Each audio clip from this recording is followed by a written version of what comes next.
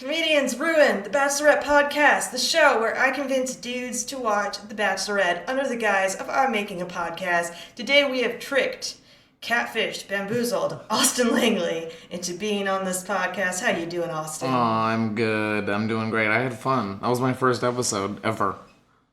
Yeah? Ever. And it was bang week, I guess. Week 9. You got to skip all the bullshit. Yeah, but also I didn't get to see any of the good stuff. Yeah, they don't show the sex. It was disappointing all around. Yeah. They could have at least done like some foreplay stuff. They could have just, I don't know, made it cool, more exciting. They just cut from like one part when they get back to the house and in the morning when their makeup's all done and they're like ready to go. Yeah, I wake up, do my eyebrows, and then get back in bed to tell my lover that I'm really starting the process of filing the paperwork to be in love with him. And it's, when that way I whipped up something good like some breakfast in bed. I was like, you didn't do shit. Yeah. You didn't milk the cow for that cheese. You did not do shit. It is weird. But yeah, it was fun. It was, like I said, not as exciting as it could have been. But if I was the director, then I would have played different cards. Like more dry humping on the boat. I would have banged in front of that whole boat crew. That would have been cool. Same with the beach. The beach scene deserved more sex. Yes. That sunset deserved more sex. Mother Nature deserved a show, and they did not perform. Is what happened. I like how she and Nate discovered that there's like a hot tub, and they just sort of like run their hands through it, giggle, and walk away. Like no, I would have had sex all over that hotel suite. It would have been a blast. Like semen on the fucking ceiling fan. Oh, I wouldn't have. Yeah, I would have not cared about that either. If I was like, you got a whole production crew paying for this room. Not on my bill. I would ask her what she would like me to come on. Because I'm ready to go. Yeah. I mean, you got a thing? I'll do it. That hotel room was meant for exploring. Do you think if she times it right, she can take the morning after pill for all three? That's the thing, is it's like the weirdest scripted, like, open relationship. Like, people are in open relationships and it's nothing like that, you know? That one's just like, it wasn't, I don't know, not real enough for me. I feel like real open relationships are both more toxic and less toxic. It depends on the situation, but definitely more honest and open, I feel like, than what that weird thing was. Like, if it was an open relationship, those guys would at least have some sort of, like, communication or relationship. We're not where they're like, oh, nothing happened last night. Nothing went down. It's like you can share. We've all fucked her at this point, you know. It's like they would all have sex together. It would be, I don't know. It would be it's just not with adult. The cameraman. Yeah, it's not adult at all. It's weird. I mean, I understand it's television, but it's also like the conversations weren't real, I guess. She never was like, "Oh man, that dick you got is dope." Like, that would have been an honest thing to say if it was, like, real. Definitely no compersion. Yeah. Are y'all familiar with the word compersion? I'm not. Compersion is, so it's kind of like jealousy, except the opposite. So compersion is when you get delight from watching your partner, or even just knowing that your partner went out and had a really good bang. Yeah, you for sure. You're like, wow, I'm so happy for her. She's glowing. Like, that's great. Yeah. And that's compersion. There's no compersion on this show. No, definitely not. Which would be, like I said, if they were all, like, in love and stoked for each other, then it would be different, for sure. So one of the dudes, Joe, the serial killer. Yes. The hazel eyes. Disturbing. He wants to skin her like an orange. Yeah, he got asked to leave. Yeah. Is that a spoiler alert? Did I not supposed to say that? He's shitty in bed. Well, the whole trauma thing with basketball, and that making him his personality, it makes sense. Yeah, it's been really hard for him to score ever since his basketball injury. Like I said, when you make it your personality, it's tough to take it in and out of the bedroom. I think you can tell a lot about a guy by, like, or a girl, anybody, by, like, you ask them what some of their biggest traumas are, and their traumas are fucking stupid. And basketball was one of them. Like one time I played sports too long to where my body gave out slightly, and I never went back for it to overcome. There's people that have like broken like legs in half and still been able to like go back and do what they like to do. There's people with no legs that'll like still go out and skateboard because they're passionate about it, you know? It's, I don't know, that guy, it's about getting back up. It's not about what happened, you know? Yeah. That guy's a dork. They're all fucking dorks. Like I said, it's the weirdest, there's not a group that I would hang out with. Like, if there was just like conversation wise, if that was the way they talked, I'd be out. I'd be like, this is awkward. You guys make this weird. None of this is genuine or fun. Oh yeah. Not a single joke jokes, was not a single joke was made, which is weird because the only thing that I have going for me is making people laugh, I feel like. But that's here nor there. I also am curious about the Bachelorette audition system. Because I would do that. Well, they test you for herpes. I don't have that. So yeah, you're in. Okay, you're cool. in. You're in. You know. It kind of looked like Nate had a little. Why was his lip swollen? I think because she bit the fuck out of it. I think because those were the two that actually like banged. I think they got in it. And Or he was allergic to the steak they didn't eat. yeah. If I was the cook in that show, I'd be pissed. I'd be like, I make these gorgeous fucking things for this camera, and you guys don't even take a bite of it. It probably tastes like bullshit, dude. Yeah, It's probably well, decorative food. If it's if it's that, but if it's a professional chef they paid for, then I think that guy deserves orgasmed more. while like his lip was in her mouth. Yeah, they had it. They did it for sure. The other two dudes, I don't believe in. I think she had like lesbian sex with Brandon. They just scissored. He ate pussy like a gay stalker. They just awkwardly scissored, mashed genitalia together without any penetration. So Michelle kind of has a hard-on for Joe initially just because he's from Minnesota and she's from Minnesota. Oh, that's so hot. Obsessed Minnesota. So hot. But, so I've got a question for you guys. I'll start with you, Corridor. So, do you prefer the hometown girls or the exotic fruits? Exotic, like. Like just from somewhere else, you know, like from fucking Florida or some shit. Oh, Florida. You got Minnesota or Florida. Those are your options. Would you rather have a woman from Minnesota or Florida? Shit. Or whatever your hometown is. Yeah. Legittleton. Legittleton. That's my Not too far from here. Yeah. How are the girls in Legittleton? They're nice. Everybody's pretty chill. Littleton chill. Yeah. Littleton vibes. Yeah, I'd have a hometown girl, and we'd share spots around the state. Share spots. Yeah, shows. we'd like show each other, secret spots. Do you think you could ever like see yourself living on like a beach town or like a tropical area, or like a warm climate? Gosh, I like bundling up. I do too. Yeah. But do you think like if San Diego, for some reason, you had to move there? For a girl. Yeah. What if I was? I feel there's a lot Phil would do for her. I feel like I don't know. I feel like it's definitely two different. Like a beach girl is like bikini and going out and stuff, and Colorado's like a brewery on a Thursday night. Like those are two different ball games. I'm a beach girl. I don't know what this shit is here. I like the beach, but do you think you could ever see yourself living in like a beach town? No, I don't think so. You don't think so? I mean, maybe, I don't know. Maybe just because like there'd be more opportunities to like stay fit. It's also different when it's like a house on the beach.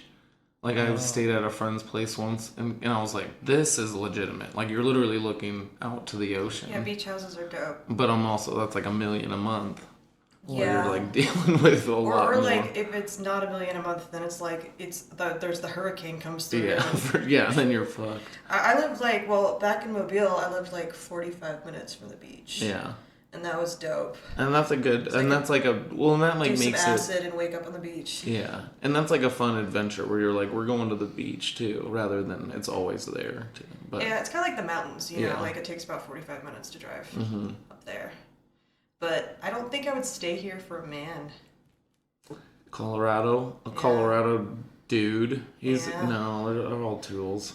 They're all tools. Some of them have good jobs. Yeah, I don't orgasm with those ones. There's a lot of successful people in Colorado that I am intimidated by, maybe.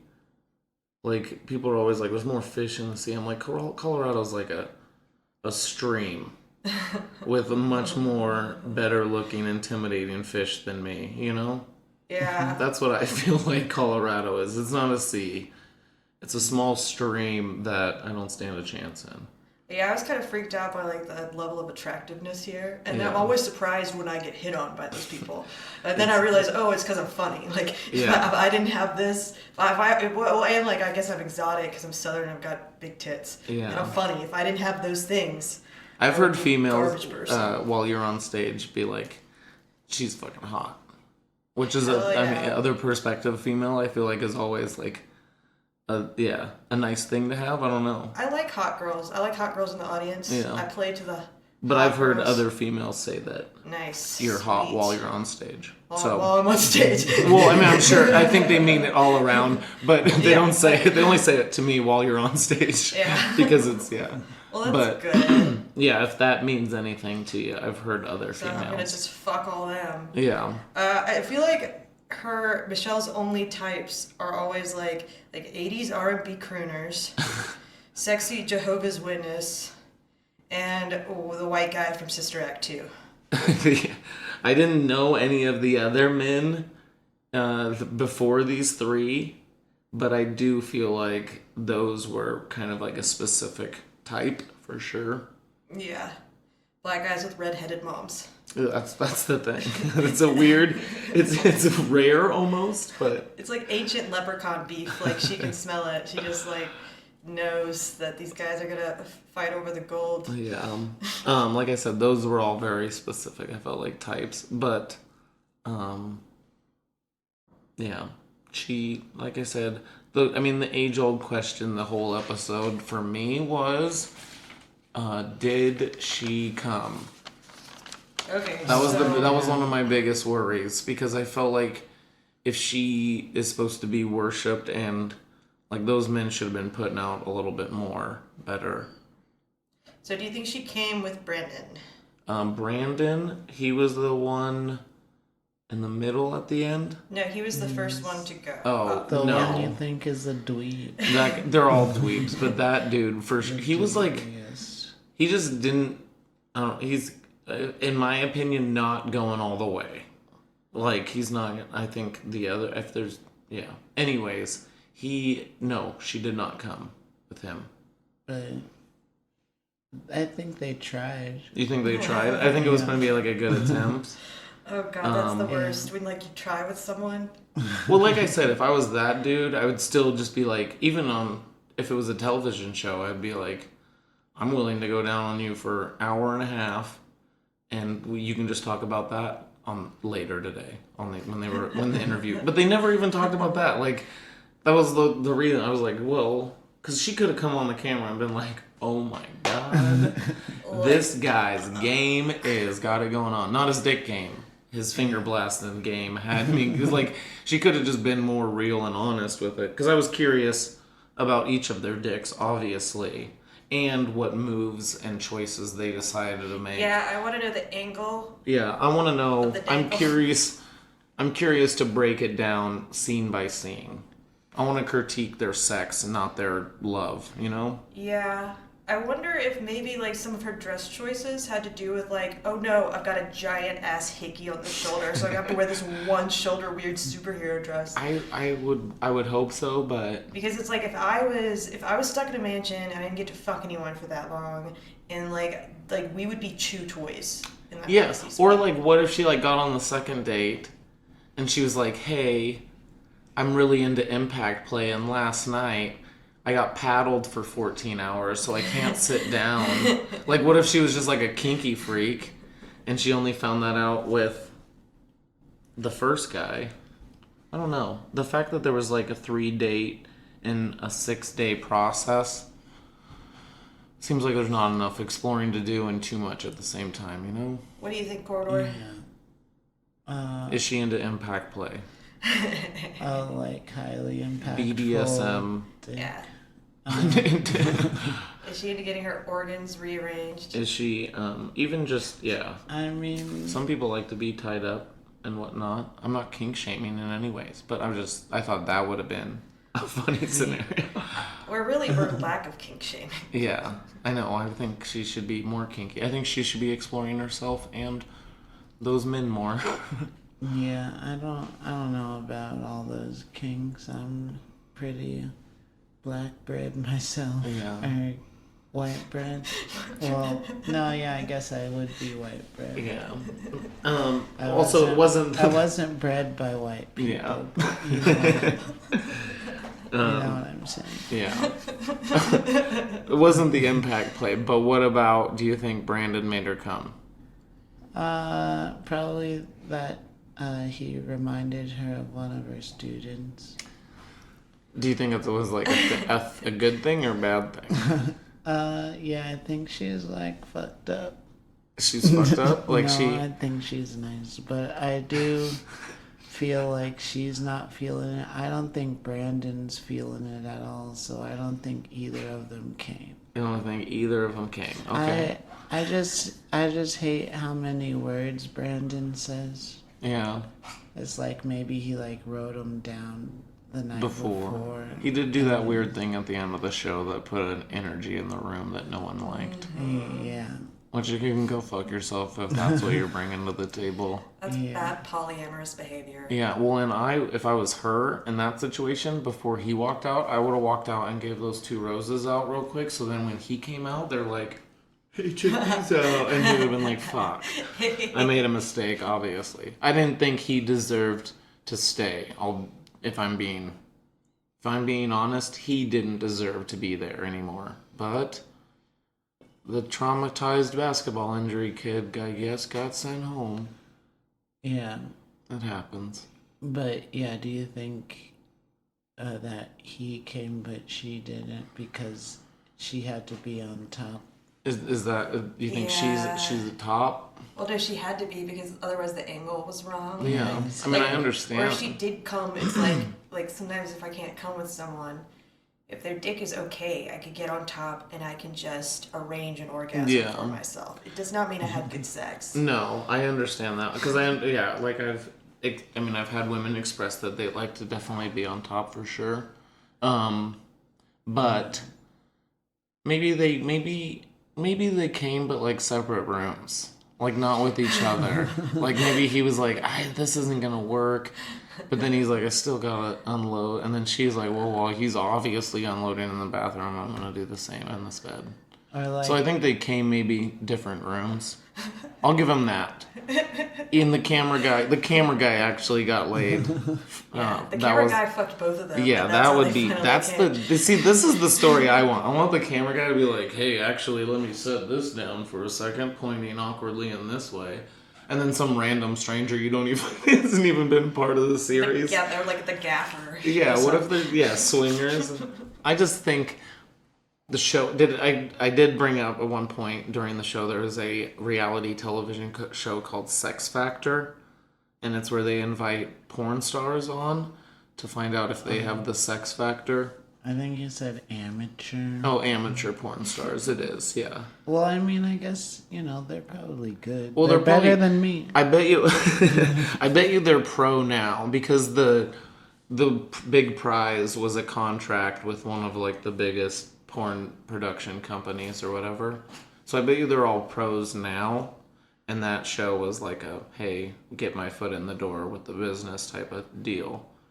But they did 5 women and 5 men, and they had to like perform in different situations and scenarios, and it was judged by like porn stars, I guess, professional porn stars. Was it like Fear Factor? No, Like, it wasn't. did they It have was, to bang in a burning car? yeah, no. All right, you've got a helicopter and a jet ski. Yeah, Joe Rogan is still the host. Yeah. but like early 2000s Joe Rogan too. Yeah. Not now Joe Rogan.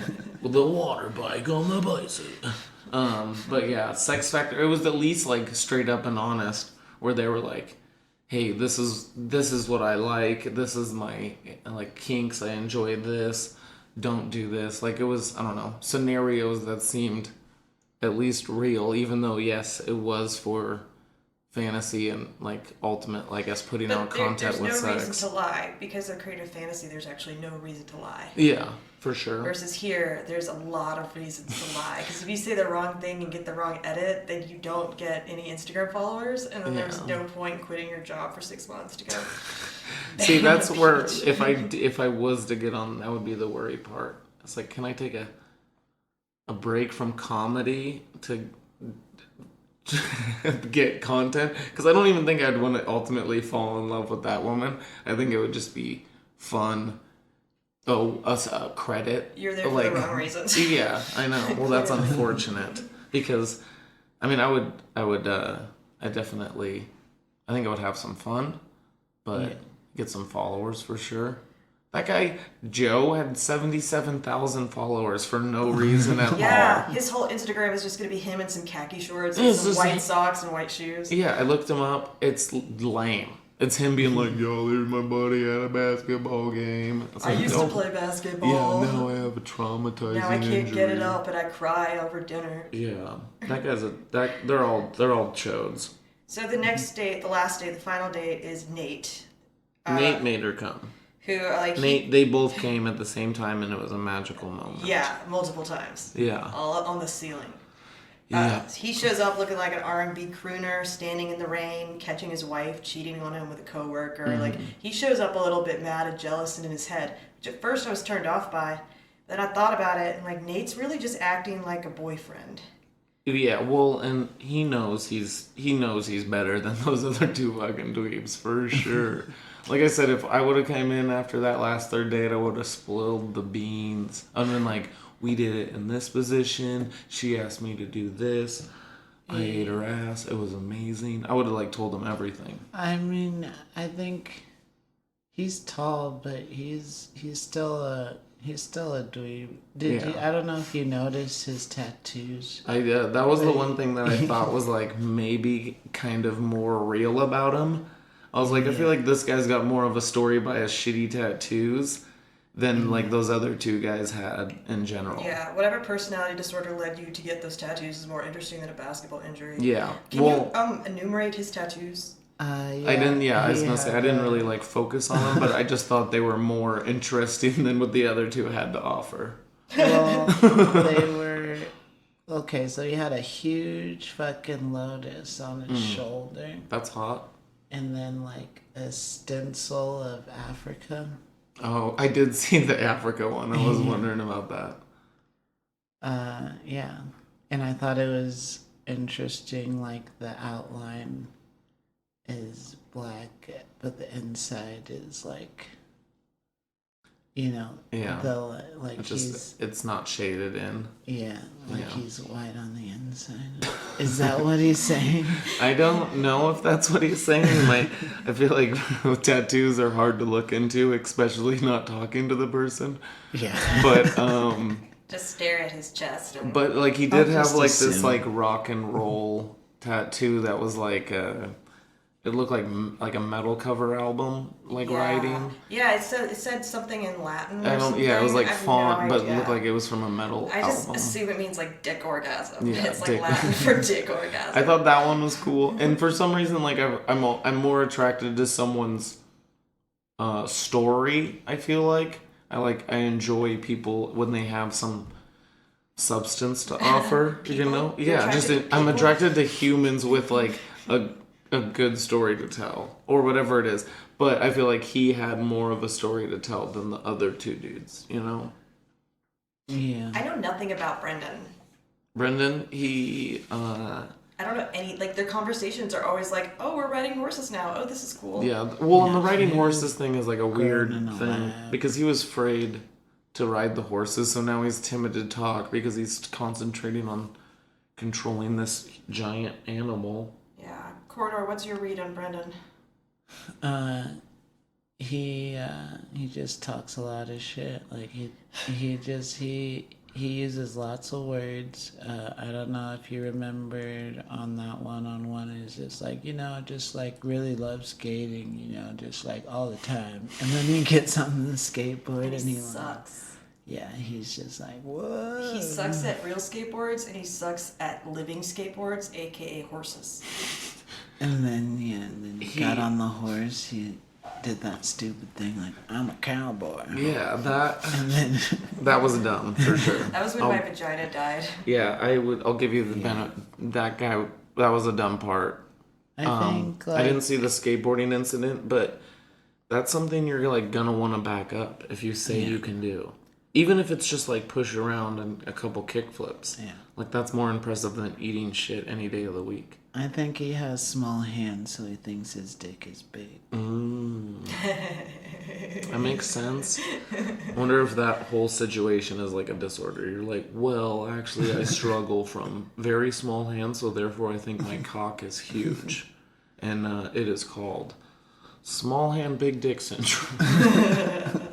I don't know what you would call it, but small fingers, large flaccid penis. I don't know. Oh god, he just hasn't seen enough dicks. That's why That he doesn't know guy, he's yeah. gay. Well, yeah. It is. I guess that would be a funny. Got really small hands, but my cock's huge. Like, are you sure? Are you sure? It's proportional. It takes two of my hands. But your hands are very small. Yeah. So Nate goes on a lot of dates on boats. They always see. Okay, so Nate. That's a second date on a boat. Second date on a boat. Yeah, the first Nate date on a boat. That was when he had to pass my two white best friends test. Oh, he's got. So he had, her two white best friends. Oh. So like they had to like size him up and stuff, and he had to be the cool boyfriend on the boat. But I don't know, the whole thing's it's just a little bit Natalie Wood to me, It's just like waiting for something to go wrong on the boat. Yeah, I also feel like that's also the whole thing's just unnatural, and that's I think what bothers me. Ziplining. Let's talk about ziplining with Joe. They that seemed very unnatural, and he was like, "I'm afraid." And like I said, it is weird. Not a single person makes jokes in the whole thing.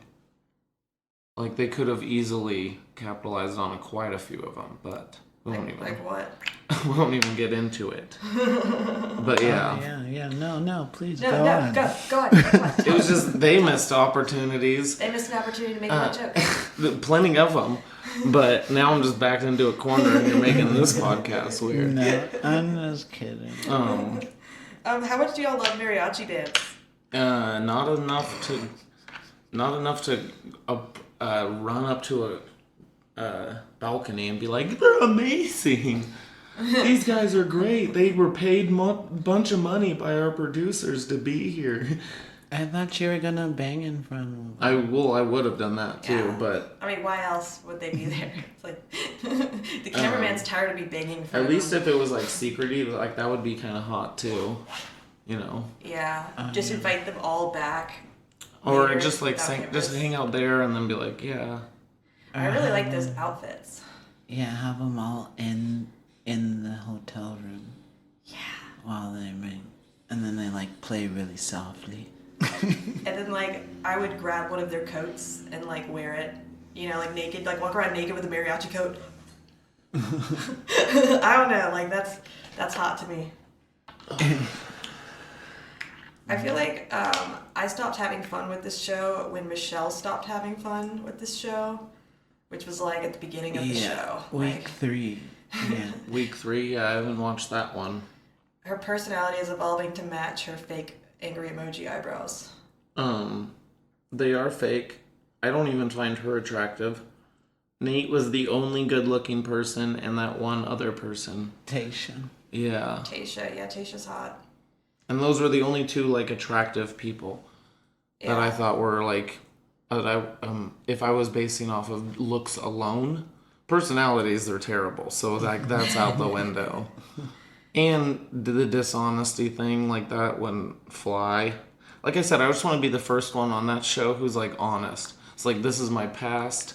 I have crazy sex with strangers. Like, this is what I like to do. These are my kinks. Well, actually, that's kind of who Tasha ended up picking. Tasha ended up picking this guy. He was like 36 years old. I knew we had a connection. He used to be a heroin addict. And I was an addiction specialist. See, that guy has a story to tell. And they were both really into God because that's the only way to stop doing heroin. So they connected on that. Supposedly. But like they just had like a crazy good connection. They looked really mixed match, but you could tell they were just having a good old time. Yeah, see, that makes sense. That makes sense. That guy sounds like he's actually got substance and a story to tell. Yeah, but I feel like they all just say the same shit. All of them are saying the same shit. Like, oh, she drives me crazy. I'm having a blast. Oh, she's like my best friend. Best friend, yeah. Do you think that's, like, scripted by the producers? Where they ask the question, like, how magical has she made you feel today? Yeah. And it's, like, worded weird? Yeah. Or did they just sit them down? Harry Potter magical. Yeah, and be like, do you tell us about your day? And they just ungenuinely answer? That seems weird. I think they have, like, producers behind the camera, like, as they're getting the shot, like... Fishing for those horseback, right? And they're saying like, "Hey, okay, like look happy, look into her eyes, like, kiss her at the table. yeah, yuck." like lean over and kiss her on the horse." Do you think they have like little earbuds in, and there's like a producer like go in for the kiss? I think they're just like off camera. Off camera, they have Also, cue you gotta cards. keep in mind they're locked in isolation for a long time. They're not allowed to have phones or like recent magazines or fucking like they're allowed none of these guys have ever been in a situation where all right, so we have no phones. Yeah, how does that benefit no family, though? We have no porn. We have nothing. Well, it's because they can't learn what's going on in the outside world. Otherwise, it might fuck up the drama of the game. That seems like cult. They'll be like, cult treatment. "Oh, look at all these followers I have already." Yeah. So like, I don't need to be here anymore. I'll just bang all of these super fans. Yeah. Yeah. Their ex-girlfriends can reach out to them and shit. Well, yeah, I don't know. Yeah, I mean, I guess interference, but you can also give them their phone and let them read the news or something, but I don't know. Give them, New York Times. Yeah, that's all you get is the New York Times once a day. But they let them drink alcohol and hang out, which is weird because that's just mind alternating. Yeah. Like you're just become a worse person on booze. Basically. It's like quarantine. And they just allow them to drink it, you know? Yep. Well, they have a limit on booze now because they had some incidences. Good. So, but they get to drink all day, but they drink slowly all day. Which honestly, I would love it if the Bachelor producers would just follow me around and I could just be a very functional day drunk. Yeah, you only get 5 beers every 7 hours. I mean, I'm sure. But everyone, I don't know, whatever. That's mine. I don't like it how, so sex is saved till the end. I feel like the sex decision is placed way too closely to the engagement decision because it doesn't take into account, like, sometimes that dick is so good you have to stop yourself and be like, okay, I know chemically I feel like I'm in love, but this is not love. You know, and sometimes that takes a couple weeks. Yeah. I mean, yeah, I've definitely had intercourse with people where I've had weird feelings and stronger feelings for him afterwards. That makes sense. But, yeah, I mean, couldn't they introduce the sex thing a lot more? Couldn't she be having sex with, like, twice as many dudes? Yeah, just have a bang week every 2 weeks. That would be fun. Yeah. First week. And that way guys can renew. Yeah. Or if, like, she like has a secret date where like a guy comes back that she already kicked off and was like, actually I didn't get to try his dick out. Yeah. So then she like gets to, and then he gets back on the show and everyone's like, wow, how'd you get back on the show? He's like, my dick. Like that would be tight. Yeah, just have an option for an overnight on the one-on-one. Yeah. On every one-on-one. Like I said, they if they were adults, they'd be able to fuck whenever they want. Yeah. And you know. Or if they were like, I'm sure some of those guys' fantasies is like MFM threesomes. Where like, I don't know, what is her fantasies? I'm super curious about all their like kinks basically. Yeah. Like I want to know what gets who off. And like I said, the only sexy one on the show was Nate. And I think he's like still pretty vanilla, but he's probably got some more I feel like he dom. goes and goes. Yeah, he's got like more dom in him. If he needs to put in the work, he will, for sure. Yeah. But I don't think anyone's... I feel like Joe sucks in bed, obviously. Brendan's a lesbian. What the? Yeah, I don't know. We can stop for a minute. Fucking We'll just talk really loud. I mean, I think, yeah, we'll just talk really loud. So, alright. We would all fuck Nate. Yeah, 100%. Yeah. If Nate and Tasha should fuck. that would be... See, that's what I'm saying. Like, is there... they're leaving now. There's just a disturbance outside. A disturbance in the force. Yeah, other people are friends. They're not even making a podcast. How did they get friends to come over? Two Joes are leaving the building. They're going to a basketball game. Yeah, thank goodness. Just to watch. Thank goodness. Shout out Nuggets. Shout out Joe. Joe, I didn't follow you on Instagram, but in my opinion, I feel like you should be a guest on this podcast because I got some questions. I'll be a returning guest. You'll be a first time guest, and I got some questions for you, pal. You fucking loser. I don't know if you guys noticed this, but like after they supposedly banged, maybe they banged, but I like, highly doubt a I couple of them. just like to believe they all banged so she could get like a good sample, a good data sample. But anyway, Good sample. Yeah, she's trying on shoes. That would be Pussy funny shoes. if she's like collecting their semen, and she's like, ha ha ha, little did they know I do witchcraft in your purse. like, what's that shit called? Like genetics, or I don't know. But anyway, Supposedly there's microgenetics in semen. Yeah. but So you can tell if your baby's gonna have like sickle cell or something. I didn't know. I don't know if you noticed that when they were kissing in the morning, Michelle's eyes weren't all the way closed With which one? with Joe. Oh yeah, because she doesn't want to let him out of her sight. You know. What Like, does that mean to you, Phil? What does kissing without your eyes all the way closed mean? It means detachment. Detachment without your eyes closed? I feel like there's more detachment with your eyes closed. No. Do you like kissing with your eyes closed or open? Oh, closed. Do you kiss with your eyes closed? I kiss like Yeah. Yeah. I like some eye contact while kissing. I think it can be hot and passionate. like when you pull away. Oh well. Yeah. Like, I like to settle my eyes like right here, so they're ready to go. I like good RPMs while I'm kissing. like during banging, kissing. I guess yeah, passionate making out is one thing.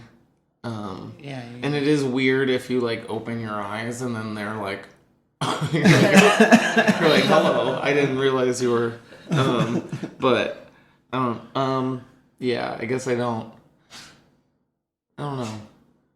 Passionate. I guess passionately making out. I'm sure eyes are closed for sure. Yeah, like if you're in there and all you're gonna see is like that part of her ear, But actual morning makeouts are gross. You got morning breath. Those two, if they were like I said, real fucking human It'd beings. be morning titty grab. It would be yeah, like I've had morning sex before, and it's more messy than that. Morning sex is great, but can also be pretty sloppy. Yeah, especially if there's breakfast in the bed. Yeah, it's like your hair's already messed up, and people are just looking at their finest, you know. My husband started a food fight in bed, I would divorce him. Yeah, that was also something that was weird they did. They're like, even if it was a hotel, just because like I've been a maid at a hotel before, so I would just divorce him. I'd be like, nope. That housekeeper was pissed. Yeah, dude, being a housekeeper fucking sucks. Yeah. They've had a food fight in a bed. And he acted like he made the food. Nobody that makes that food would rub it in someone's face or throw it at them like that. Yeah. You're like, no, I cooked this food. You know, I whipped up something good in the kitchen. God, that's like, I'm a cowboy and I whipped up something good. You can't cook. You don't have cows. Yeah, that like, guy. You're bringing nothing to the table. The same person? Yeah. The worst. He's just saying a bunch of fucking words. I really hope he doesn't go the distance, is all I have to say. At the same time, though, I feel like Nate isn't ready. Like, okay, so Nate, they mentioned that his stepdad sells him out. He's never really been in a relationship before. Which is weird. But also, that's something, as a female, you can, like, mold.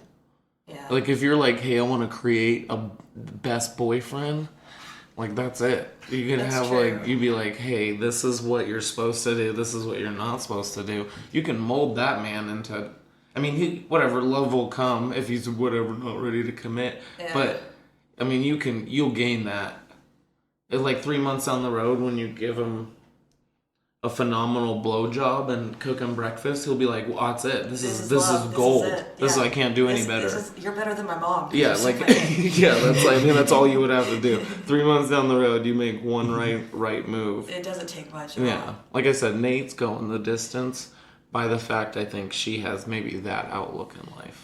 I like that she sort of goes for guys that are attractive and a little bit less intelligent than she is, you know?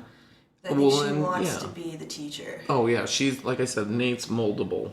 If he's never been in a relationship before and she's like, hey, you're ready to give me the ring, then, yeah, let's eyebrows are definitely moldable. Yeah, those eyebrows. I thought he was gay at first, but it's just this eyebrow guy. Yeah. Yeah.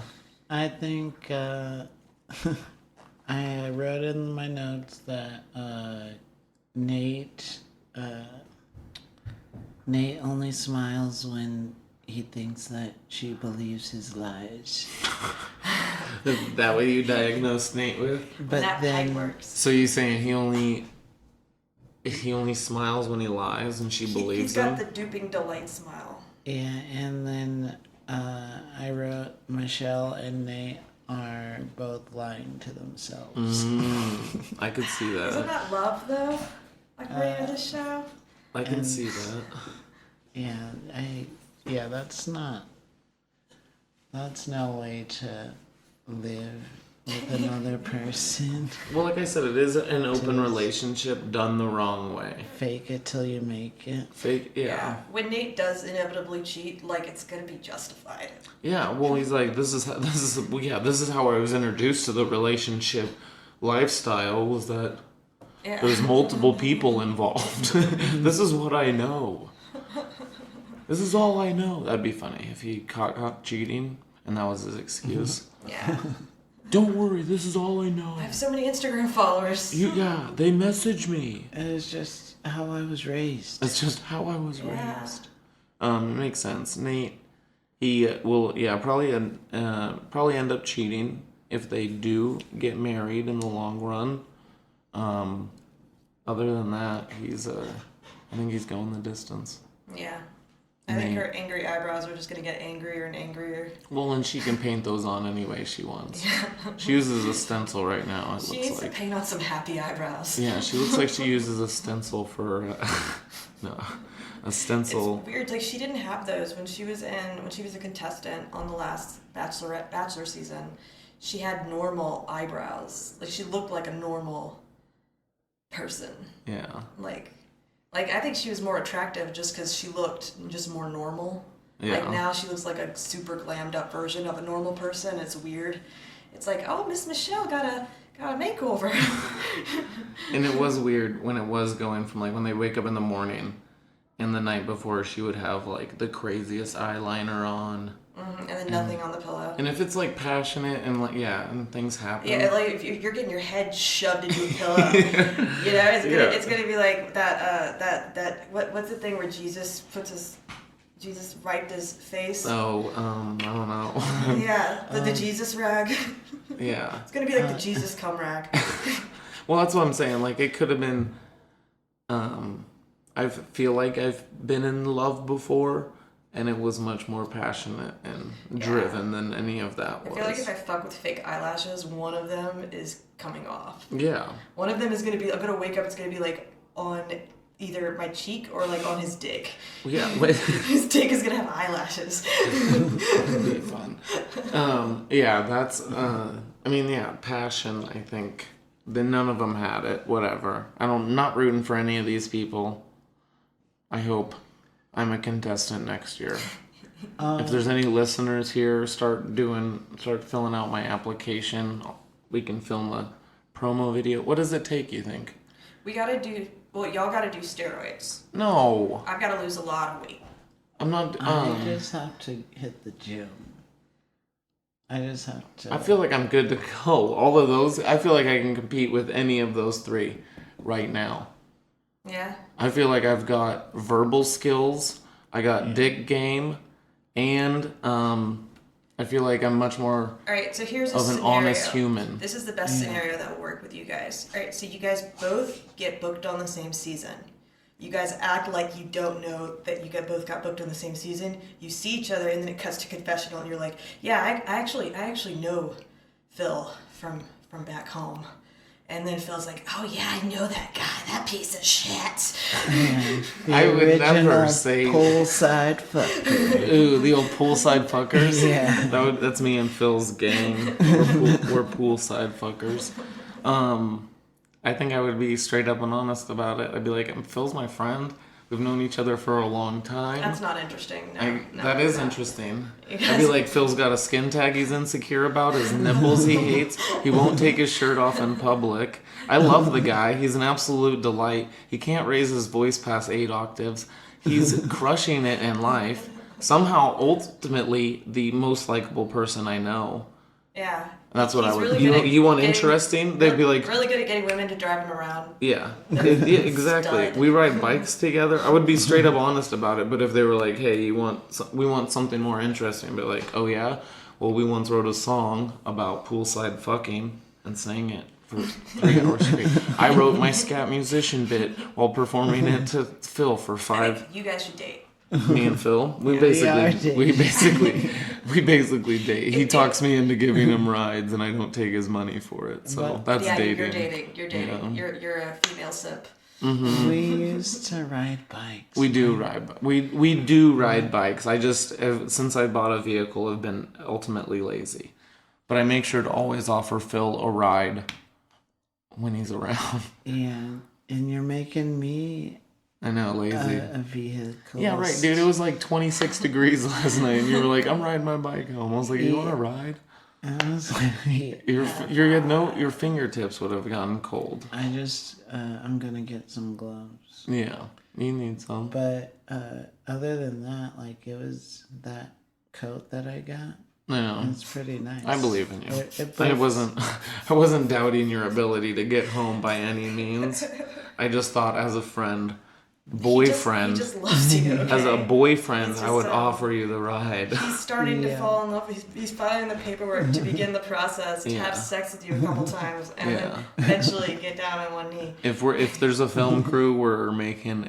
See, that's the other thing, dude. If I was her, I'd be like, "Do you think I can get a couple of these sex tapes, maybe take home with me?" Yeah. Like these are like things that would be cool to have. If you've got the ultimate film crew, you might as well get the dopest footage you could get of you having sex. Yeah.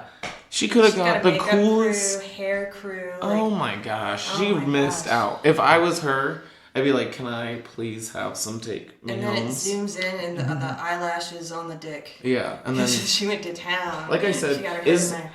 Is there a real a nitty-gritty version of like The Bachelor? Or is it just like that constantly? I feel like, I guess, fake.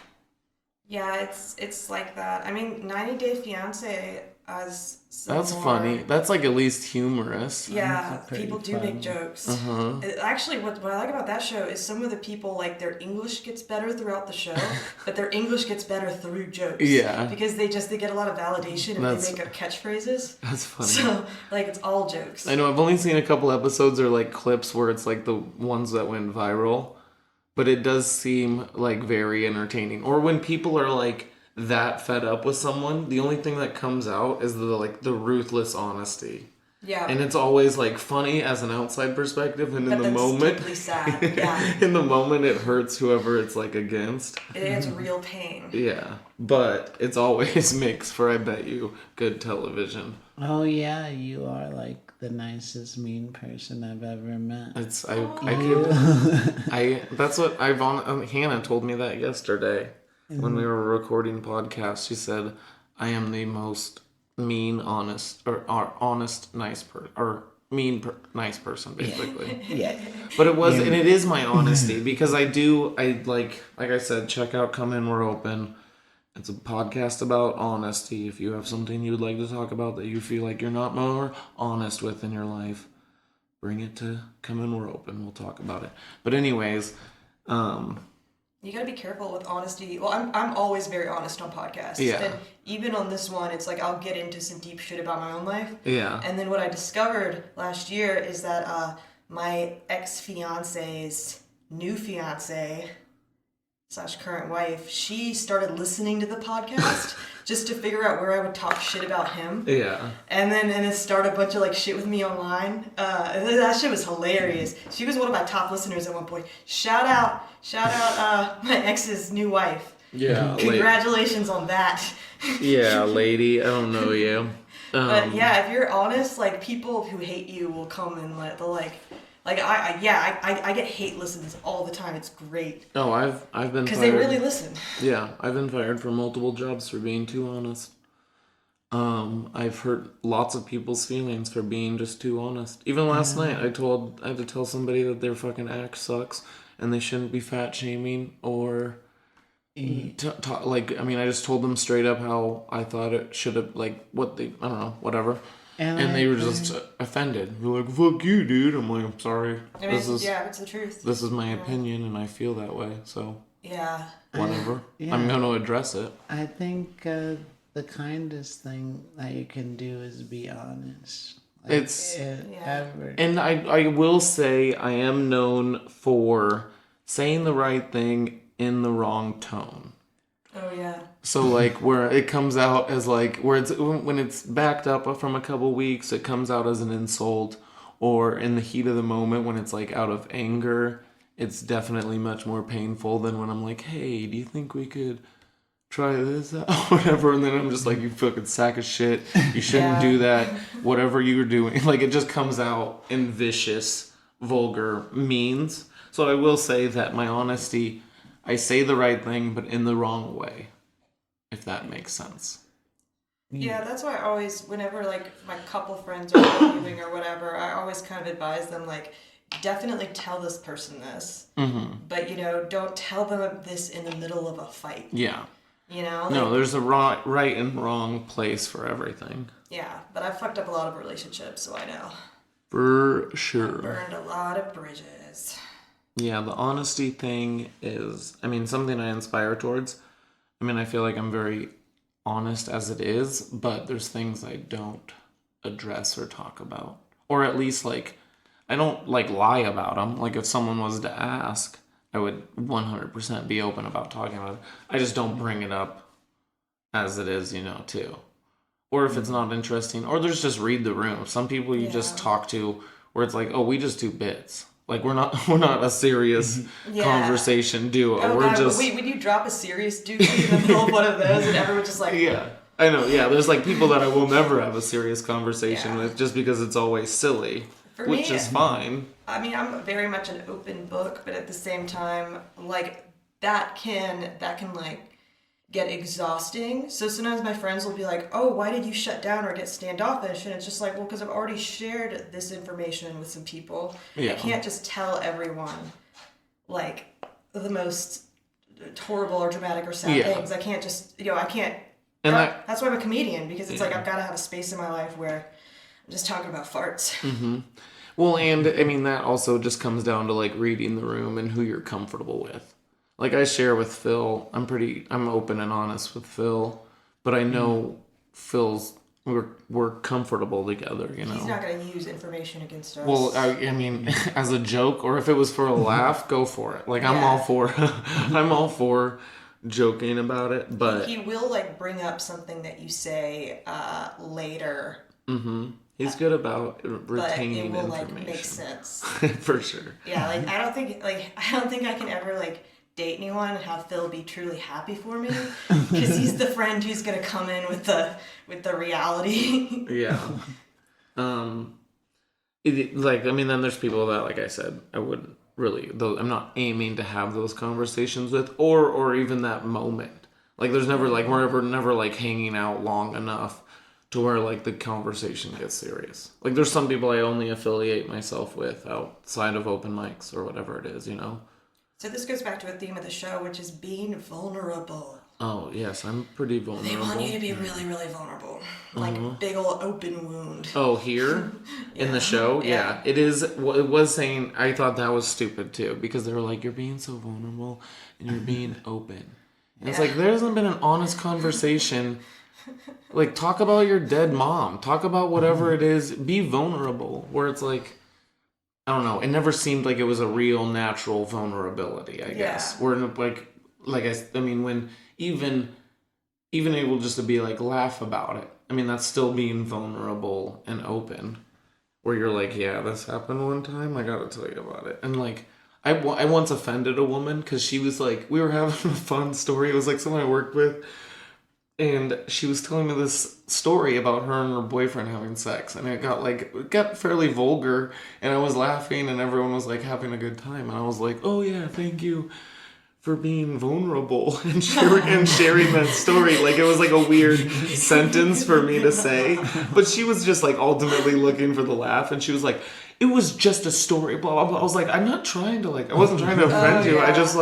I was trying to tell you I appreciated your story, but I said it in a weird way. Where I've kind of gotten that feedback before, and I mean, well, anytime someone's complimenting me, like I'm not going to be a dick, but like sometimes with my comedy, even I've had people be like, "Oh well, like I don't know how you just get so like vulnerable up there, and so like." And then brave. I do hate being called brave. Brave's a brave one. Brave's, yeah. Because I feel like it's more gendered. Like there are a lot of times I will get called brave. For sure. The dudes won't get called brave, and it's just like, I mean. I understand. That's annoying. Brave's a stupid word too, because it's like so old. I feel like it's medieval era. Yeah, and plus comedy's a bitch-ass thing to be brave about, you know? Well, I mean, I think I'm brave because I used to climb up telephone poles for a living. That's much more brave I'm brave in my eyes, because for sure. I take public transportation home at the end of comedy. I'm brave because I ride the Colfax bus every day, and I saw a woman's entire ass. Mm-hmm, much more risky. And I threw toilet paper at her because she left her toilet paper on the bus. That's brave. That's brave. But no, like, getting drunk and letting people ogle at me... Oh, I talk about dicks. It is crazy. Like, I mean, public speaking, I guess, in general, is people's biggest fear, or some people's biggest fear. They need more basketball injuries if that's their biggest fear. Yeah, that guy. Well, yuck. Yuck. What's the bravest thing you've ever done, Phil?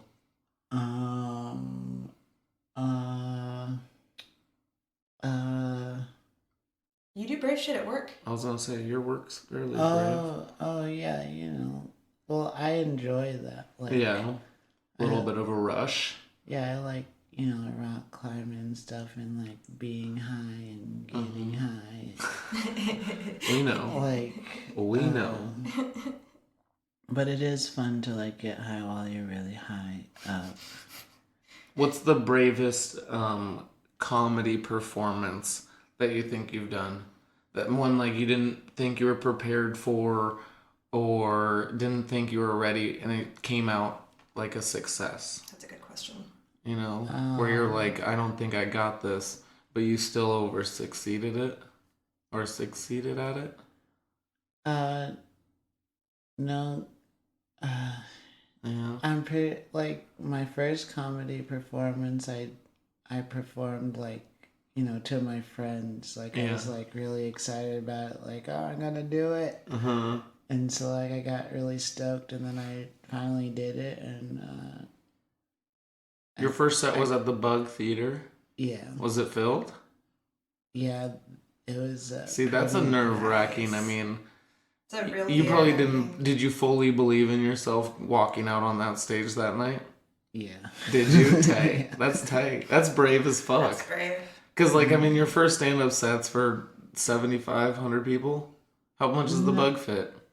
Like 70. 70. No, they fit like 150. It seems like a big space. Yeah, it sounds pretty good. Yeah. But it was a good crowd, and it was yeah, but you were like, I mean, being educated in the art form, I mean, and just working. I mean, the first time I went out on comedy, I went out and did comedy was at the Spokane Comedy Club, and it was like a pretty filled room. And it is like being the comedy club, it was kind of like expected, open mic night. So I think the odds were in my favor, but I was running straight off of adrenaline. Yeah. You know, like I was scared shitless. The fact that you felt that you were like, I'm confidently walking out on the stage for laughs. Yeah, and the adrenaline was still there. Yeah, but for it felt sure. Good, like Yeah, you take the nervous energy, and I think people that are comfortable with public speaking are good at taking nervous energy. There's a way to manipulate it for sure. Energy. I had to be really brave when I started comedy because I was starting in a town that wasn't really supportive of me at first, and I had some ex-boyfriends that were comedians. There was a guy who was this rapist who showed up at one of my shows, and he had kind of taken advantage of me. So I had to perform in front of that, and that's all like my first month of comedy. Damn, that is nerve-wracking. Small towns aren't built for... Yeah, but the nice thing about it is I had to get really, really funny. Yeah. And the second I got really, really funny, it was like, that was kind of... They stopped, Yeah. And then when I went away and came back, I was like a god. Yeah. But most recently, the thing I think, the bravest thing that I've done comedy was when I did the Slut Down, because it was an all-new story. Yeah. So I had to write an all-new story, turn it into jokes. It was just very specific about my marriage and stuff. Yeah. And I was just like, this could really piss people off. Like, even more so than should I say on this podcast. Which, what's up, Valerie? It is cool to have like a theme showcase and actually have to do homework for it and then watch that homework succeed. Yeah. Like that's why I like roast battle so much. Such a good writing exercise. Well, that and you're like, I got one time to make these work and thank God they did, So it's like it's cool when it succeeds. Because I've done back home. There was theme shows where I was kind of forced to write about my jail time or other things that I'd gone through. Theme shows are tough. Yeah, I love them though. It is fun. I know. I wanted to do the Slut Down. I was talking to Chris recently.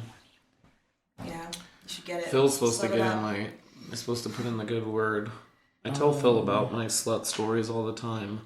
Yeah, I thought those were just for me. Yeah, they are just for you. Are you one of those guys that gets off on hearing about it, like compersion? Well, I don't ever try to get him aroused. I just compersion doesn't have to be aroused. I know, it just has to be like, yeah, go you. I do feel compersion. I don't think you feel compersion when I have sex. Oh, me? Yeah. Oh, well, it's just like I worry about you. I know. Yeah, I know. It'd be better if I was a dude. You just worry about the girls I'm smashing. Yeah. It was like, make sure you check up on them, please. You probably wrecked that, bro. Hell yeah. You should give her fake eyelashes back. Take those off with your dick. Oh, yeah. I was, I noticed Brandon, while Nate was out, he asked Joe, oh, you think it's going good? I'm like, why would you? Do you think it's going good? He's like, yeah, he's probably, making that pussy soft. It would, yeah, that was interesting. It is interesting how they have to like hang out for so long. I kept saying that dude Nate should have been out of the house partying every night. Mm-hmm. If he's just sitting around watching Netflix by himself, like he should be at least investing time into some other people as well. He needs to bang the maids because they deserve it because they had to clean up after that food fight. Well, it would be the funniest story if like they actually get married 3 months down the road, come to find out the whole time they were in Mexico on that little 10-day trip, he was sleeping with some other woman in the city and they fell in love. And now he's going back to Mexico. Baby. And then I'm going to go film that reality TV show called Nate in Mexico. I think we need to become a reality TV crew. I feel like you especially have the personality for it. Hey, because everyone. That whole like you're kind of mean. I mean, just in terms of background guy producer, like you're kind of like you could be evil but still be nice. Because the producers they have to be the best friends of the contestants, and so they can get them to do shit. But they're being the best friends of the contestants, so they can get them to do shit that leads to tears and lives being ruined. I feel like you'd be great at that. It would be a weird skill to have, where you're like, I manipulate lives, I control human. That's a weird as a producer. I mean, especially with that weird ass show, that's what you're doing. You gotta be really good at manipulating, but also like really good at not fucking the contestants. Yeah, that's a fine line. That's a very specific kind of douche. This week on The Honest Bachelor, I think just as long as you make it honest, the real Bachelor. Maybe I can make a show called. Call it like the tough conversations. We'll make a reality TV show. Or the hard conversations. The same. Sex. Yeah, the same premise, but honest and real. Where like the producer's like, I want you to be you. They tried to do that. People will check out the Sex Factor. It's a fun reality TV show. Okay. Watch it by yourself or with a partner, because it is. Watch it with your 2 boyfriends. Yeah. Watch it with your final 2. It is. It is graphic. I mean, there's a lot of. Just full on. Yeah, it's full on hardcore porn, but in a reality TV show setting. Yeah. Like, it's got some famous porn stars that are, like, judging it. It's fun. Nice. I love when people judge me when I have sex. It is weird, because there's, like... Give me a panel. Yeah, there's, like, the blowjob scene. And then, then they play, silly reality TV game shows, like in that. I would also send in an application for Sex Factor as well. Yeah. Because there was like some dweebs on that show where you're like, this guy's out of here. There's no way he's a porn star. You're like, or he's ever gonna be one, you know? Like, there was just one dude who was just like, super weird and gave everyone vibes that they like didn't want to be a part of. And so you're like, okay, you're getting voted out of here. Get him off the set. Yeah. It's funny because I feel like I've noticed if someone, sometimes they won't pick, on the Bachelor universe, they won't pick the one with the most sex appeal. Like, if a guy is declared the best kisser in the house, no one wants to marry the best kisser in the house. Like, no one wants to marry the best blowjob in the house. Like, yeah, that's what they should do, though, is do it swinger lifestyle where people are battling to. That would be tough. Is it like a battle in the swingers scene? The Sex Factor? Or the swingers scene? With swingers still have a primary. Yeah, it depends. I still have, I have friends that I go to parties with and couples that I hang out with on a regular basis, but those aren't that's not like a relationship I'm seeking out. There's people I've never had like normal dates with. So like swingers, the difference between swingers and poly people, swingers would be like a married couple that every now and then they get together with some other couples and play. Versus polyamorous people, there are a couple different types, but if you're in a relationship, it would be like you have a primary partner and then you actually go on dates and shit with these other people. Like you cuddle with these other people. It's like, to different degrees, more full-blown relationships. It's, you're still, like I said, there's people that I don't have normal relationships with. Because they're swingers. I would say I would say I'm a single male in the swinger scene. Nice. Would you consider... Which isn't, they usually don't have a good rep for themselves, but I've got a good record. I like swingers better than poly. Yeah, it's more of like I guess more of like a hang, more of like a party, or not even a party. It's just more of like, this is casual, rather than like I'm spending like my intimate personal time with another person and like blah blah. Like the only time I hang out with like the few lady friends that I have are like, hey, let's go to the Monchalette and I'll pick you up. We can just head that way or whatever. Yeah. But I'm not investing, especially with comedy. Like I still want to have sex with strangers, but I also want to not have to drag somebody around to watch me do open mic comedy. You know, like I'm not having them invest into my personal life really, and I'm not investing into their personal life. Like we chat and we have friends and we like bullshit about the normal stuff, like life sucks or whatever. But that's what mainly life sucks. Yeah, mainly life sucks. But it's not like we're not going on normal dates. They're not going ziplining. Yeah, but I have like couples that'll like just text me, being like, "Hey, we're going to this party this evening. Would you like to join us?" Yeah. And so then I'm playing with a couple, but usually at parties it's everyone's playing with everyone, or at least communicating to play with one another. I like how y'all use the term "play with." Yeah. You know, like, because really Michelle's playing with people. Well, and that's what I'm saying. It's like done wrong.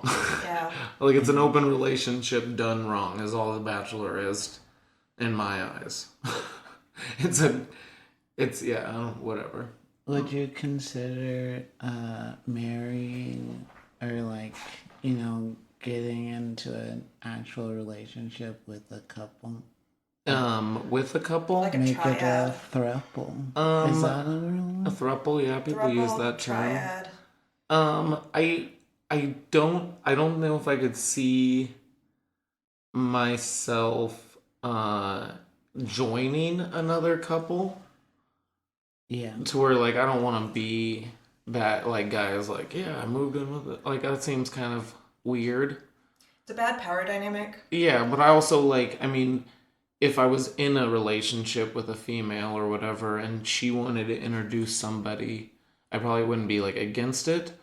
But the whole relationship thing, you're spending too much time with these people. Like there's like the person you have a connection with, usually, at least in the swingers, the couples that I play with are usually confident and very much so in love, but also understand that sex is is different, I guess. I don't know. Would you like want to start like fresh, like just gather up a 3 few people? No, that sounds like too. Yeah, and just like let's just like polyamory. start. That's not swinging. Oh yeah. So, but also Is it, but I'm also open and honest enough to where like the friends that I do have know that I have other friends. Like I'm not keeping any secrets, I guess, from anyone. Which is why like we have structures like swingers and polyamory, because that gives us language to be honest about it. Yeah. And not just, what Michelle does. Yeah. Everyone like fucks in secret and then I know, and nothing happened last night. Like I said, that would like being the honest person that I aspire to be in that situation with 2 other dudes where they're like, "Hey man, what happened last night?" And he's like, "We had a good night." That's like, okay, you fucking you never creep. had sex before. But like I would have been like, dude, there was some. I was hot. I was hot. We did some things. Like I would be open to sharing, especially if I was fucking Nate and I walk in on that third. I would, even if it was just bullshit lies for the camera, I think that would be funny too. He was like, "We did this position, we did that, we did everything in Kama Sutra." And the guys would just be like, "We didn't do any of that stuff." I didn't know she could bend that way. She said she had a basketball injury and needed to take a nap. Yeah, it would be, I don't know, there'd just be a different take on it. But yeah. But yeah, the honesty thing, I mean, what's interesting is that there are so many guys in comedy and girls in comedy that just fuck around, just kind of freely fuck around. but they're not really honest about it. Yeah. And, like, I've sort of felt disrespected in the past where it's like, I'll tell someone that I'm fucking around with, like, oh, something's getting more serious over here. I don't want to make things weird and dramatic, so I'm going to stop fucking you now. And then it's like, when that ends and I'm fucking that other person again, then, like, they just sort of don't tell me when they're done with me. And it's like, it takes, it's a phone call. Oh, no, and that's honestly, I mean, since I've been in the swinger scene, it's the most honest and open communication that, I mean, I've ever, like, been a part of. Like, even when relationships, you're like, well, I did this today, but I'm not going to tell. And it's not like I did anything bad, but like, even like when I was trying to quit smoking cigarettes, I lied about it for a short time with, like, my girlfriend, because I was, like, still trying to smoke cigarettes, but it felt very not good to do, But even in, like, the swinger scene, or even just, like, the kink scene, it's very open, and communication is a must. Yeah, the kink scene is pretty awesome. And I think a lot of people just don't have that in their normal everyday lives. Yeah. So when they try to intertwine it with something, like, you have to, like, if you're going into it, you almost have to be like, hey, this is going to be open, honest. We can tell, you ask questions, I ask questions, you tell me, I tell you. That takes work. And I think a lot of people, when people associate work with monogamy, and they don't realize that, like, if we're going to slut around, like, that also takes work to do it fairly. Well, and even, and then at work, you have to have that work persona still, But,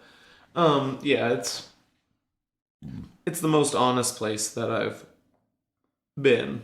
I will say about thruples or triads, I would absolutely never fucking be in one. Yeah. And a lot of it has to do with, like, I've played with a lot of couples, and it's just, the power dynamic is weird. It's just weird. And especially because I'm normally the younger female in the group, and it's like, if you piss off mommy or daddy, then it's like they're talking about you. Yeah. And then it's like, plus it's like, their marriage or whatever is going to have precedent over you. Mm-hmm. So all you got to do is do the wrong thing. Versus if they do the wrong thing, they still have a place to live. Yeah.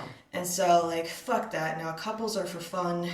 Yeah, couples, I've even, like, hooked up with couples where they've invited me over, and, like, immediately after sex, they were basically, like, we're done with you. You can leave. And I'm like, oh, okay. Like, I mean, we had fun. But, like, I also have couples that, I mean, are down to, like, hang out, and it's a fun hang. It's not just sexual, we're kicking it for a while. Friendship is definitely good. But I've also been, The whole polyamory thing, like, we have all these different invested relationships. It just sounds like a fucking headache. Yeah. Well, and I mean, I have a hard enough time, like, when in a relationship, keeping that, like, sane and happy. Yeah. To make it 3-4 people. And then they've got other sounds people. Sounds exhausting. They've got to get along with. Yeah. And then you're just, I don't know, like I said, it's fine. Like, I still consider myself single, but in a single male, I guess, in the lifestyle. So I have people that I play with, but we don't invest any personal time or I guess, effort outside of that. Which is fine, because, like, I've invited them to comedy shows, but then I'm like, there's also that weird time where people are like, how do you know these people? I'm like, we fuck. Like, I mean, I would be honest about it, but knowing comics, and the comics know, like, what I do with my personal time, too, because it's been talked about and shared. So, like, there's people that would obviously be like, is it? Yeah, I picked up a polyamorous chuckle fucker from Slutdown. Yeah. And he, like, rides around on one of those little hoverboards. And people were, like, making fun of me for fucking weeks. And I'm like, what? You do it, too. You're good. I know. It's, like, being on stage and picking out the hottest person in the audience. Like, you. That's I know that. Fucking powerful. I know. Well, I've heard actually that Slutdown too. Slutdown scene where. It's all the FetLifers. Yeah. I was like, I've seen it on FetLife because it's like a website that That's how I discovered it. That was the first comedy event that I discovered when I moved here, because I got on FetLife just to check out the local dicks. For sure. And then I saw that there's comedy kink shit, and I made it my first goal when I got here to get on that show. Pandemic happened. Yeah. Then I got on that show, fucking won. I know, yeah. I remember seeing you on there. That was cool. Because it seems like a very fun show. And it was funny because I've seen it on FetLife too, where I'm like, who does the Slutdown? And then I know now that I'm, like, in the comedy scene. Yeah. But it was funny seeing. I'm like, I don't know if I would want to do it because I bet you I would recognize some faces. Well, what's funny is I've never been at a show where we're exchanging like FetLife profiles, like Facebook. So it's like I meet someone, we exchange names, like, oh, what's your FetLife name? Yeah. And I'm like, Barbara Allen, and they immediately see like everything. They immediately they're sitting there, they're just like my whole body is on their phone right in front of me, and I'm like, this is awesome. Yeah. This is I know. There's another website that I use, Cassidy, but it's like very similar. Where it's just like, Facebook for swingers. Do you put your dick on any websites? No. It's not that cool. It's just a regular. Yeah. Oh. I've talked to Phil about it. I don't want to get like a light for it. Like I need a light. Like I need good lighting. You do, yeah. So I'm not doing it. Makes sense. You need a ring light. Yeah. Yeah. And some fake eyelashes. I don't want to invest in dick pics. Invest. Yeah. Oh God. I was doing cam stuff and then like my phone broke. All my devices broke. So now all I have is this gigantic iPad that I inherited from one of my great aunts that died of COVID. And it's really weird because I was trying to use that for cam stuff, but the iPad, it's like the size of this laptop. And so I can't look at it without looking like I'm looking somewhere else. Like it's just the most disinterested porn ever. That's funny. But yeah, I've gone on cam before, but I'm just a fan of showing off, I guess. Yeah, that's what FetLife's for. Yeah. But it's usually fun. That's what I'm saying. I think The Bachelor needs to do a better reality TV show called like The Lifestyle or something like that. Oh.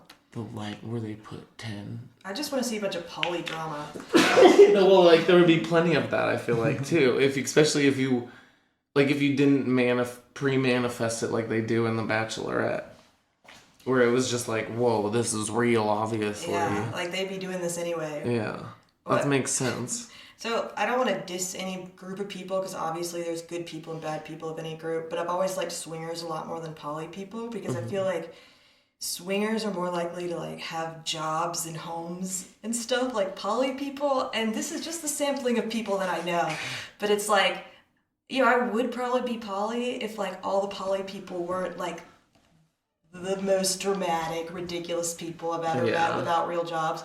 Like poly people like to get blackout drunk and you get into fights with them that you weren't even in the room for. I know. And you don't know till weeks later. And like in the swingers lifestyle too, like I'm a recovering alcoholic, and most of the people that I play with don't drink whatsoever, and so I feel like that. I feel like even just the slight, whether it's alcohol or other substances, will add that effect too. Yeah. Like some of the coolest people I have sex with don't drink at all, and I think that's why the sex is so rockin', is because it's kind of like that sober, or still getting off on this. We still thoroughly enjoy sex. They've got to dig into it extra. Where it's like, and you're not dealing with the weird barriers. Anytime that I've had a weird situation with the swingers lifestyle was usually like one dude too drunk who's like kind of making a scene, or not even making a scene, but just not even performing properly, where you're like, dude, you're not keeping up. Like at this point, you're no longer in the flow of everything else is going on. You're the Bachelor cameraman. So it's like I've seen people been asked to leave situations just because they weren't a right fit, and that wasn't figured out until the scenario had started. Yeah, until the scenario started. But I think swingers are just poly makes me feel like you're still trying to figure it out, almost, Like, I feel like swingers, the ones that I have interactions with, know what they want. They're like, we're looking for this, we want to do this, we would like to do this. And Polly's like, well, I'm just falling in love. I'm figuring it out. Now you're following my heart. Yeah, I know what, like, I feel like swingers are like, I want group play, or I want a threesome with 2 men, and this is scenario. They're like scenario almost seeking. Yeah. Where or they not even, yeah. And they compartmentalize. Oh, for sure. They're like, this is what I like, this is what I don't like. Things compartmentalized. Yeah. And I have to, I'm also really weird about sharing resources. Yeah. If you're in a real relationship with someone and with multiple people, like there's only so much ramen for around. Sure. You're like, I'm not buying you 2 dinner again this week. Yeah. But I feel like, I'm not trying to dog on anybody's perspective or what they want to label or call it, but it feels like poly is still like a learning, or not even learning, but people that are still exploring, I guess. Yeah. And open to. Poly dudes don't know how to turn their text message sound off when they're on a date. That's what I don't like. Because it's like, I'm fine. Like, if I'm single and I'm not trying to fucking marry you, like, I'm fine with you doing whatever. But it's like, turn your fucking phone off. If you're going to call it a date and act like this is romance, like, turn your fucking phone off. I went out with this one poly guy. He was also Antifa. And the whole time his phone was going off. And I know it was his middle-aged live-in girlfriend. But he kept acting like it was official Antifa business. It's official Antifa. And he was like, it was during the, protests and shit. He's like, I'm trying to bail people out of jail right now. And I'm like, no, I know that's your jealous girlfriend. Like, I know. That's funny. Yeah, everyone's figuring it out. What I've found, at least in my situation, is that honesty, usually, like if someone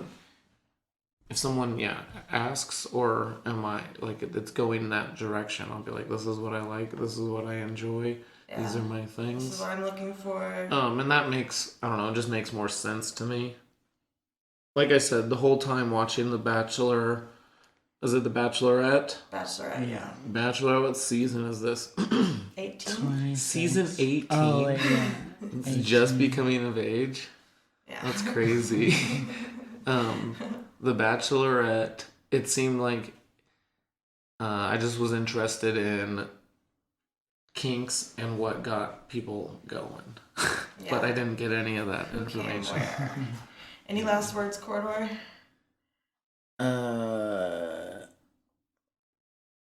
Yeah, I mean, you know. Yeah, right? No, I agree with everything. That's tight. He's a car sexual. He's attracted to people with cars. Yeah, that really gets me going. 4 wheels. Gets me going about 60 miles Gets an him hour. from A to B and exactly no further. Yeah. But, yeah, we were talking about a lot of stuff. I'm glad we got you on the pod, Austin. Yeah, that was fun. Yeah, thanks for coming on. I enjoyed it. Perspective. It was my first full episode, so I didn't have like any backstory or That's how we roll. know who these people are as the show wants to sell them, but I know who they are as real people, and it's fucking dorks. Takes 5 fucking seconds to know. Yeah, just be a real adult human. And you're a real person. I'm a real adult human. I'm a real adult man. That's what I like about you. That's why he fucks couples. Yeah, I fuck couples. I have sex with strangers. Follow me, I guess, on Instagram at Jokes and Spokes. Listen to my podcast. It's Come In, We're Open. It's an honest conversation with Austin Langley. You can find it where all podcasts are welcome. And check out our main podcast, So What I Miss Podcast, the show where we watch the series finale, TV shows we've never seen, and judge the whole show based off that. This has been Comedians Ruin, the Bachelorette podcast. Hold on. I got one more plug. Okay, do it. Plug it in. I got a podcast. Yeah. Coming early next year. Whoa, in January 2022. Only on Fox. Only on Fox Television. Phil Corridor, produced and executive produced by. Just let me say it. It's Okay. P with P. Wait, what is it? I have to pee, but it's P with P pasta with Phil.